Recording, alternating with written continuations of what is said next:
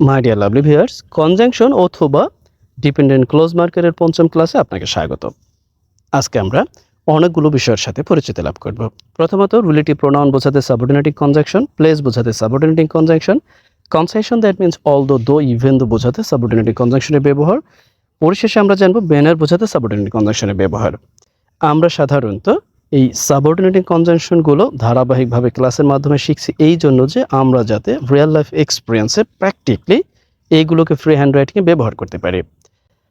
প্রথমে এই জন্য আমরা নিয়েছি হচ্ছে রিলেটিভ প্রোনাউন বোঝাতে যে সাবঅর্ডিনেটিং কনজাংশনগুলো আছে এগুলোর সাথে আমরা ভালোই পরিচিত। আজকে আমরা দেখব যে এগুলোর আমরা প্র্যাকটিক্যালি কিভাবে ব্যবহার করতে পারি। প্রথমত আমরা দেখি যে এখানে ব্যবহার হয়েছে রিলেটিভ প্রোনাউন হু। ওকে, আমরা বাক্যগুলো দেখে আগে থেকে লিখে রেখেছি আমাদের সুবিধার জন্য। যে ইট ইজ হি, এ হয় সে। হু, যে বা যিনি। Is a member of free schooling 24 hour, তার মানে এই ফ্রি স্কুলিং 24 আওয়ারের একজন সদস্য। ওকে, পরবর্তী বাক্যটি দেখি। I so a group of teenager, অর্থাৎ আমি একদল কম বয়সী ছেলে মেয়েদের দেখলাম। হু অর্থাৎ যারা, যারা were playing football in the field, যারা মাঠে ফুটবল খেলতেছিল। দেখুন এই বাক্যটি আমরা চাইলে এই দুইটা বিষয়কে উজ্জ্ব রেখে সরাসরি আমরা এইভাবে বলতে পারতাম যে I so group of teenager, এরপর সরাসরি এই পার্টিসিপল দিয়ে দিতে পারতাম।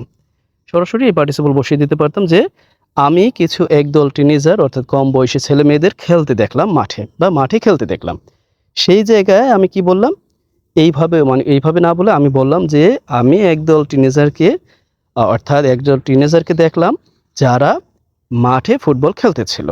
ব্যাপারটা কিন্তু একই, জাস্ট আমি বলার ক্ষেত্রে জাস্ট একটু ভিন্নভাবে বলছি, রাইট? ওকে, এরপরে ধারাবাহিকভাবে আমরা যাচ্ছি, তারপরে আমরা বুঝতে পারবো যে আসলে আমাদের উদ্দেশ্যটা কি।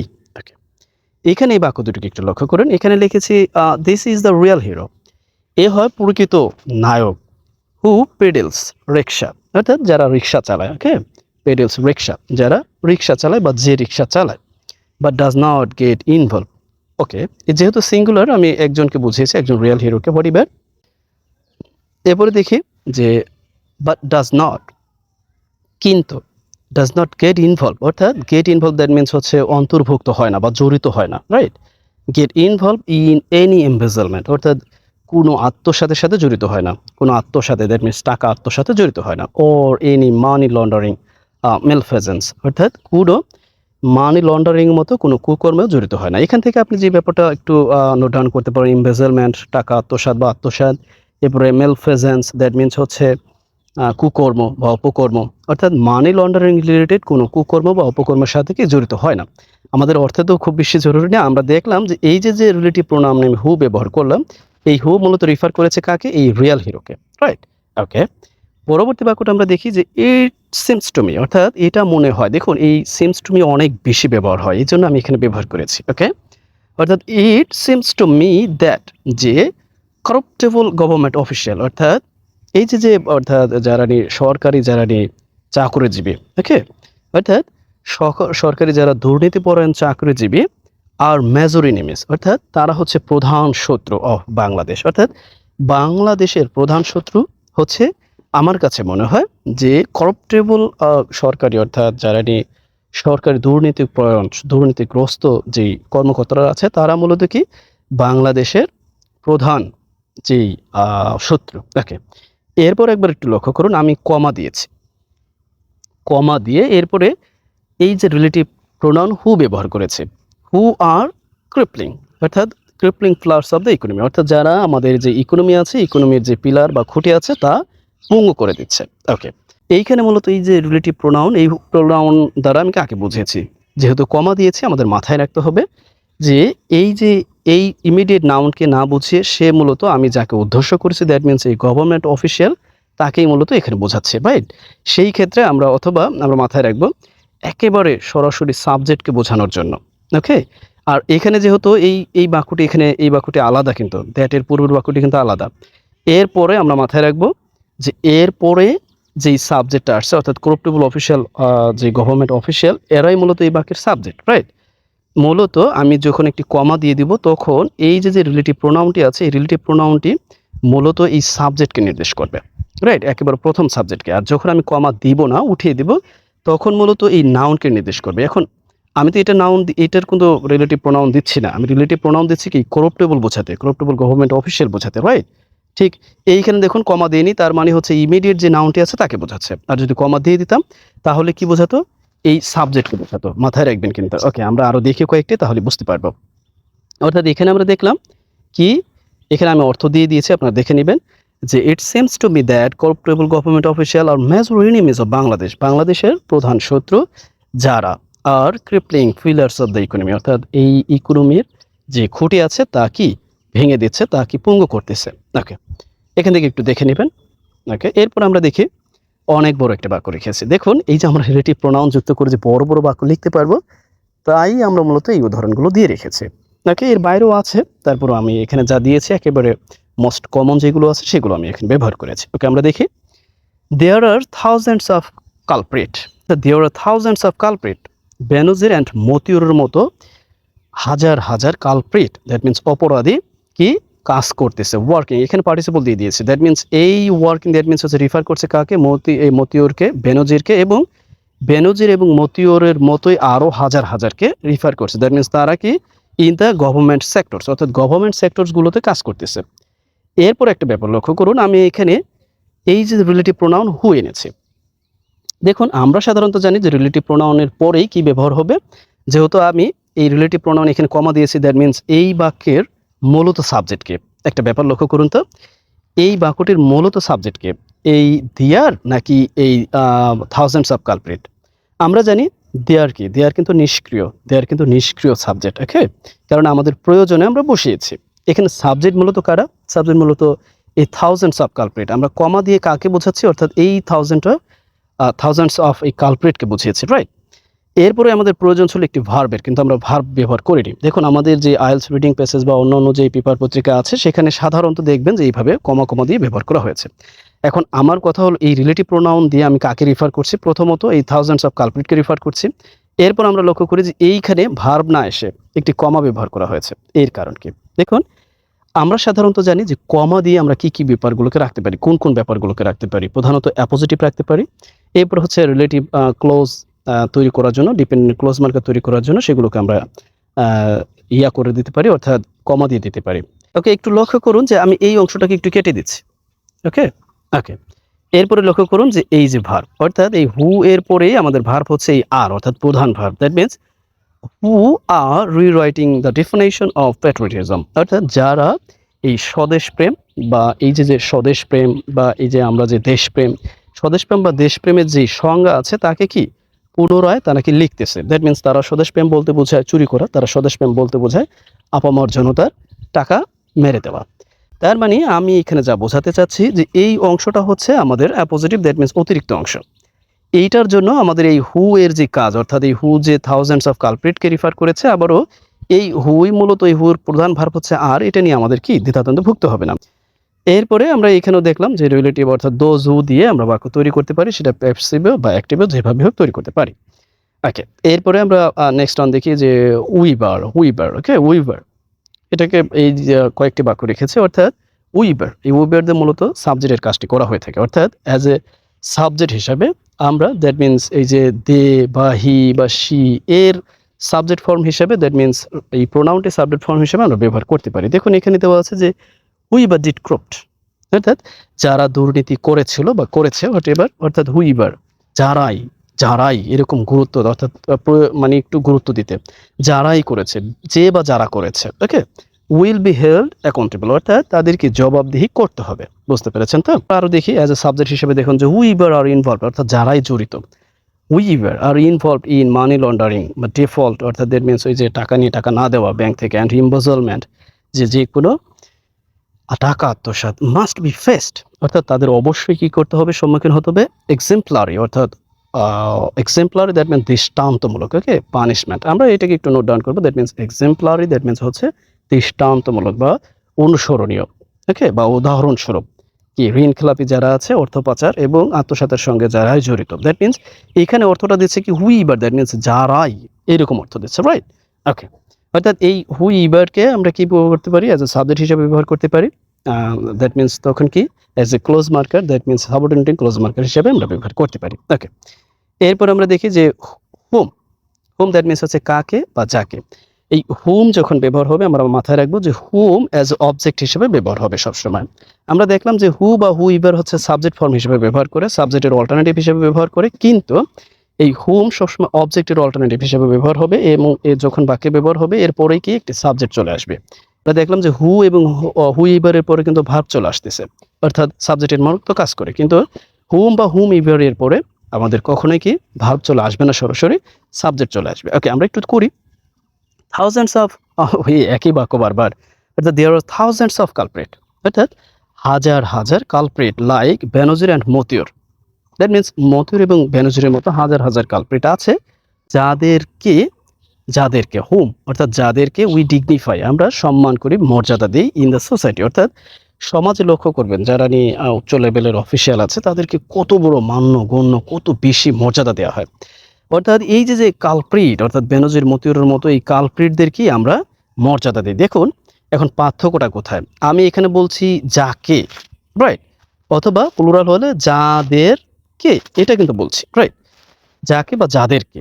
সেই ক্ষেত্রে আমাদের অটোমেটিকই কিন্তু এরপরে কি সাবজেক্ট চলে আসতেছে, আমরা কিন্তু কখনো ভার্ব ব্যবহার করতে পারবো না। অর্থাৎ যাকে বা যাদেরকে কি আমরা কি ডিগনিফাই করি আমাদের সমাজে। এরপরে আনভিল্ড মেজর এনিমিজ অফ বাংলাদেশ, অর্থাৎ এই যে মেজর এনিমিজ অফ বাংলাদেশ, দেখুন এই মেজর এনিমিজ অফ বাংলাদেশ এরপর আমরা লিখেছি কমা দিয়েছি, টু হোম, অর্থাৎ এর অর্থটা হচ্ছে যাদেরকে।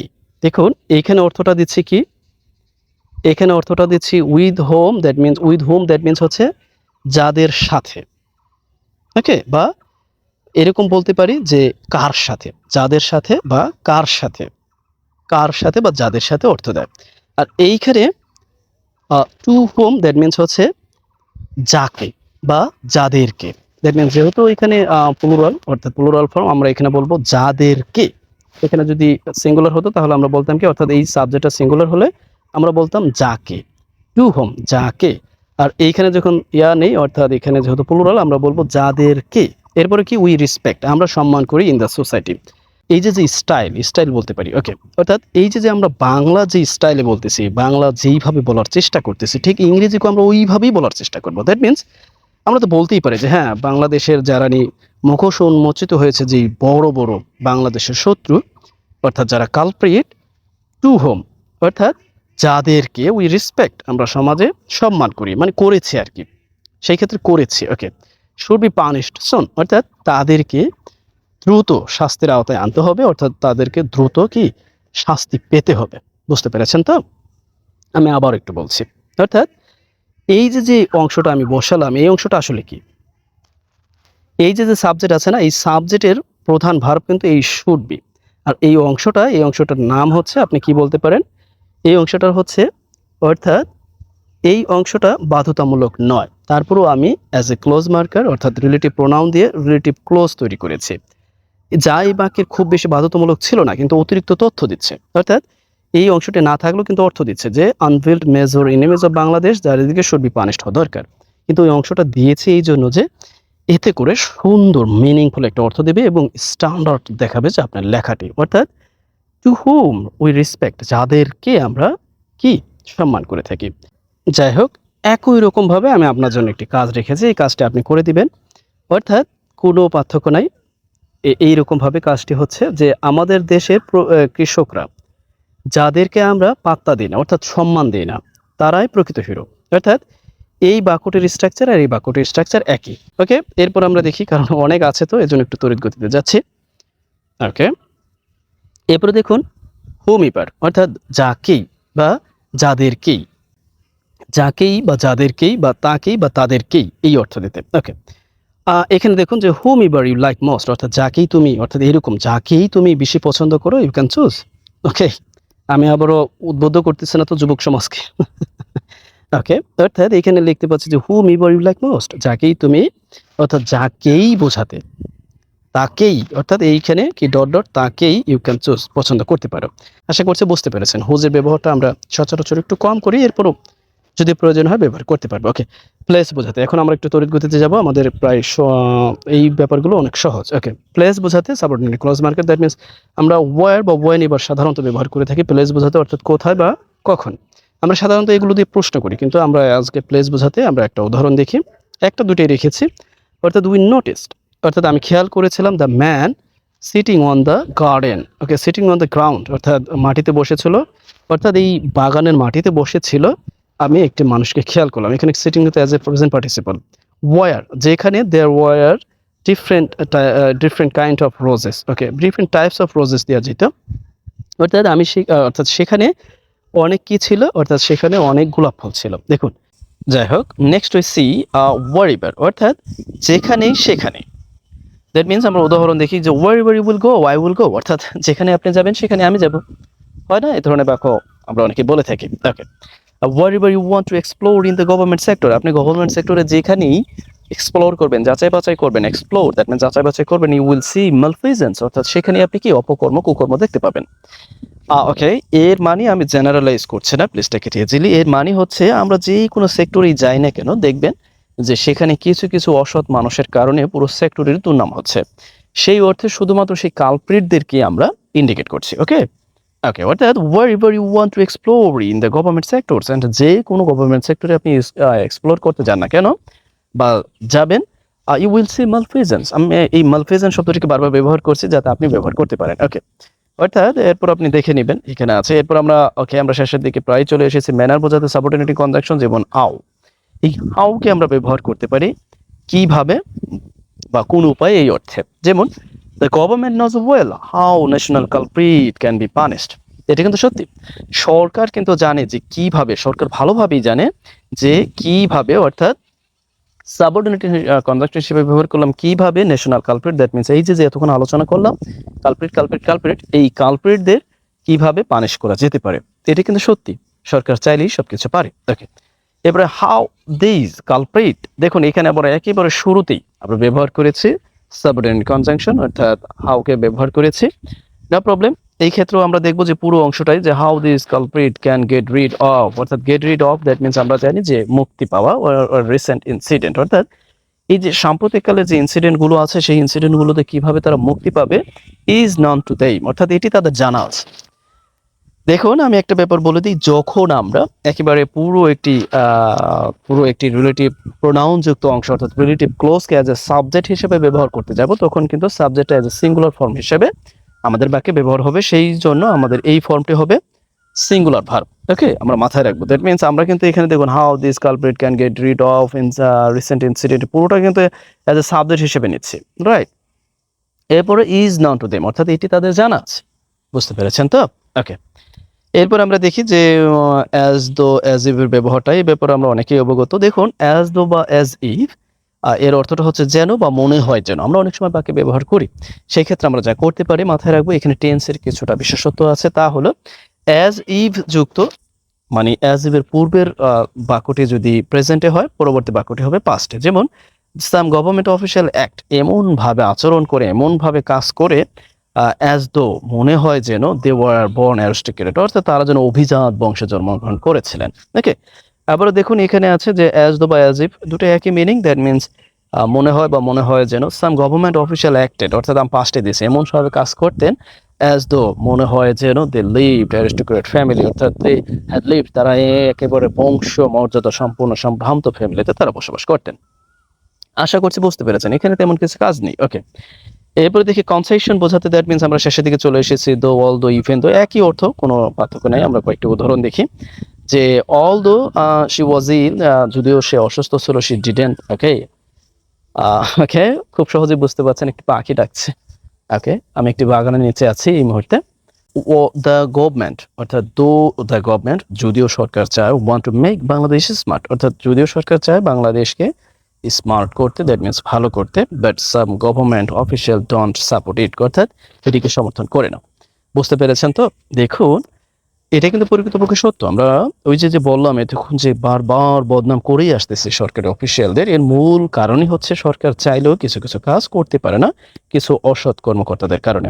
সেই অর্থে এই বাক্যটি যেমন এখানে বলা হয়েছে, যদিও the government want to make Bangladesh smart করতে চায়, some government official don't support it, এটাকে সমর্থন করে না। একই অর্থ। ওকে, ইভেন দো এর অর্থটাও একই রকম, অর্থাৎ ইভেন দো যদিও the government of the Bangladesh has taken decision to make climate change balanced. এর অর্থটা হচ্ছে যদিও বাংলাদেশের সরকার ডিসিশন নিয়েছে টু মেক ক্লাইমেট চেঞ্জ, অর্থাৎ এই যে ক্লাইমেট আছে জলবায়ু পরিবর্তন এটাকে ব্যালেন্স করতে, ওকে, ভারসাম্য বজায় রাখতে the world leaders overwhelmingly, that means এর অর্থটা হচ্ছে খামখেয়ালিপনার সাথে, ওকে, অবহেলমিংলি দ্যাট মিনস হচ্ছে এটাকে একেবারে খামখেয়ালিপনার সাথে ডোন্ট কেয়ার অফ আর কলস, অর্থাৎ তার আহ্বান, কলস এখানে ব্যবহার হয়েছে অ্যাজ এ নাউন ফর্ম হিসেবে, অর্থাৎ তার এই যে আহ্বান এটাকে কি আমরা কি বলতে পারি যে এটাকে কেমন কেয়ার করে না। ওকে, যাই হোক আমাদের এখানে শেষ করতে হচ্ছে। আপনাদের জন্য একটি কাজ রেখেছিলাম, দেখুন আপনাদের জন্য তো সবই কাজ, কারণ সবই আপনাদের বুঝে নিতে হবে। ওকে, শুরুতে আপনার জন্য কাজ রেখেছিলাম আর সেই কাজটি হচ্ছে এইটি, অর্থাৎ আপনার জন্য কাজ যে আমাদের দেশের কৃষকেরা যাদের আমরা পাত্তা দেই না তারাই প্রকৃত হিরো, অর্থাৎ এই বাক্যটি স্ট্রাকচারে তৈরি হবে, মাথায় রাখবেন এই বাক্যটির মতো করে এই বাক্যটি তৈরি হবে। যাই হোক আজ আমাকে এখানে শেষ করতে হচ্ছে, ভালো থাকুন, বেস্ট সাকসেস।